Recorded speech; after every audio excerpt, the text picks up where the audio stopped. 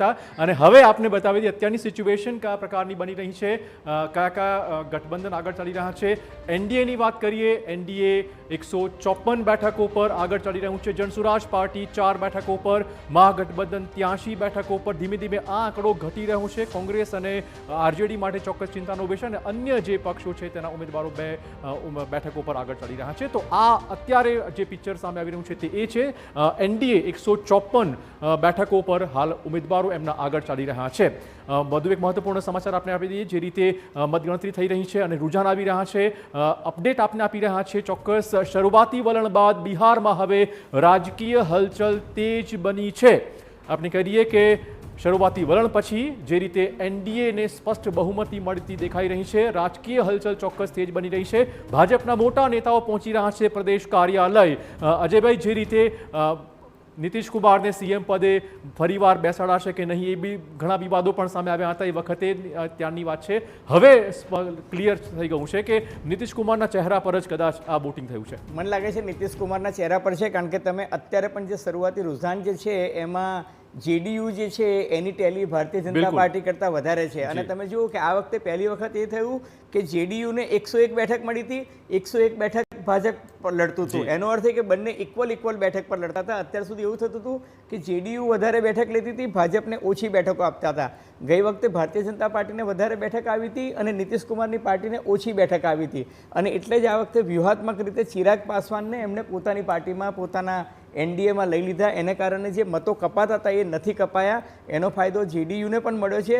પણ અમિતભાઈથી માંડીને બધાએ જ પહેલા ફેઝ પછી જે અપપ્રચાર શરૂ થયો હતો ત્યારે કહ્યું હતું કે ભાઈ नीतीश कुमार के नेतृत्व में ही हम चुनाव लड़ रहे हैं, वही हमारे मुखिया है.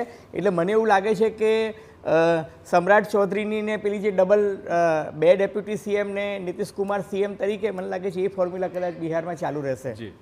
ખાસ રસપ્રદ આંકડો અજયભાઈ આપને કહું કે તમે જો જેડીયુ 71 અને આરજેડી 62 બંને પક્ષો એ રિજનલ પક્ષો અત્યારે કાઠું કાઢી રહ્યા છે. ના, એટલે જો આ તો જો 2015માં શું થયું હતું, 2015માં આ લોકોએ બિહારી વર્સિસ બહારી કર્યું હતું ત્યારે નીતિશ અને લાલુની જોડી જે છે એ જીતી ગઈ હતી. એટલે બિહારી વર્સિસ બહારી કર્યું, પણ આ વખતે બિહારીઓમાં જે ફાટા પડ્યા, હવે બિહારી વર્સિસ બિહારી આવી ગયું છે. અધરવાઇઝ તમે જુઓ કે ગઈ વખતે જે પ્રશાંત કિશોર, નીતિશ અને લાલુ એ 3 જણાએ ભેગા થઈને જે કર્યું હતું એના કારણે ભારતીય જનતા પાર્ટીના હાથ હેઠા પડ્યા હતા. પરંતુ પછી ભાજપે કોર્સ કરેક્શન કર્યું અને તમે જુઓ કે રામ મંદિરમાં નિર્માણ બાદ જ્યારે ભારતીય જનતા પાર્ટીનો જેને કહી શકાય ને ગ્રાફ એકદમ ટોચ પર હતો, છતાં પણ ભારતીય જનતા પાર્ટીએ નીતિશ કુમાર સાથે સમાધાન કરી અને 24મી જાન્યુઆરીએ રામ મંદિર નું જાહેરાત પેલી એ થઈ અને એના એક અઠવાડિયામાં નીતિશ કુમાર સાથે ભારતીય જનતા પાર્ટીએ સરકાર રચી. કેમ? કારણ કે એમને ખબર હતી કે લોકસભામાં જો બેઠકોની ટેલી વધારવી હોય તો નીતિશ કુમાર સિવાય બિહારમાં કોઈ આરોવારો નથી. એટલે ભાજપ જે છે આ બહુ સુપેરે સમજે છે કે મહારાષ્ટ્ર છે, બિહાર છે, પશ્ચિમ બંગાળ છે, આ બધા રાજ્યો જે સેન્સિટિવ છે ત્યાં કોઈ ચાન્સ ના લેવો જોઈએ.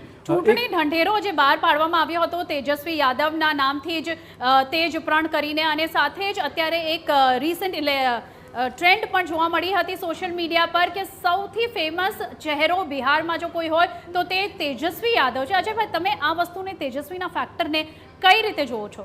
હું તમને કહું કે આજે પણ અત્યારે પણ કહું છું કે જો બિહારમાં આજે પણ જો સર્વે થાય ને તો તેજસ્વી યાદવ જ લોકપ્રિય ચહેરા તરીકે ઉભરી આવે.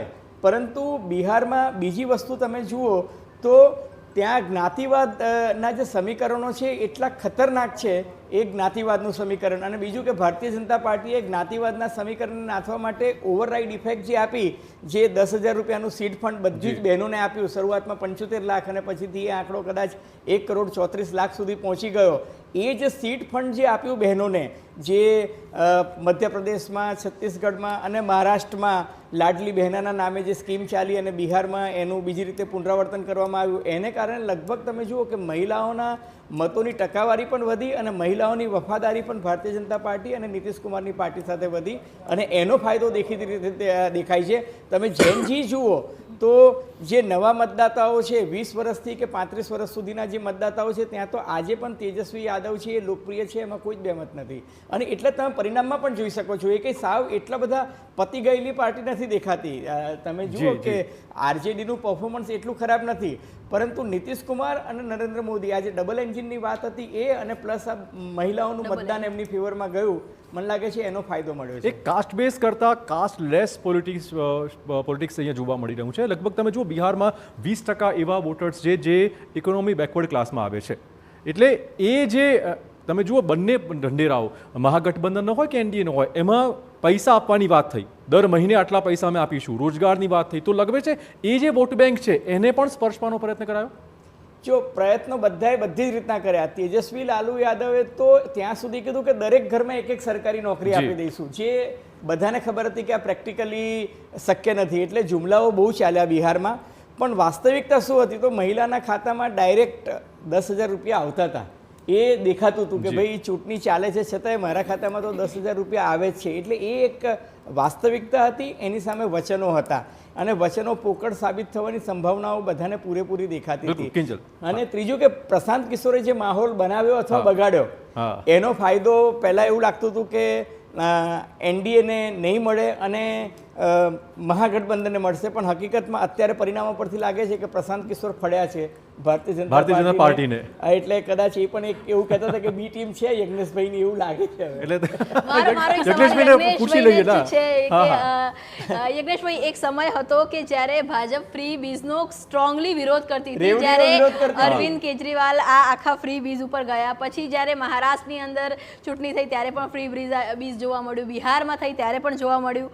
હવે મારો સવાલ છે કે ગુજરાતમાં તો વર્ષોથી ભાજપની જ સરકાર છે અને હવે મહાનગરપાલિકાની ચૂંટણી પણ આવી રહી છે, તો ભાજપ અહીં પોતાની કોઈ સ્ટ્રેટેજી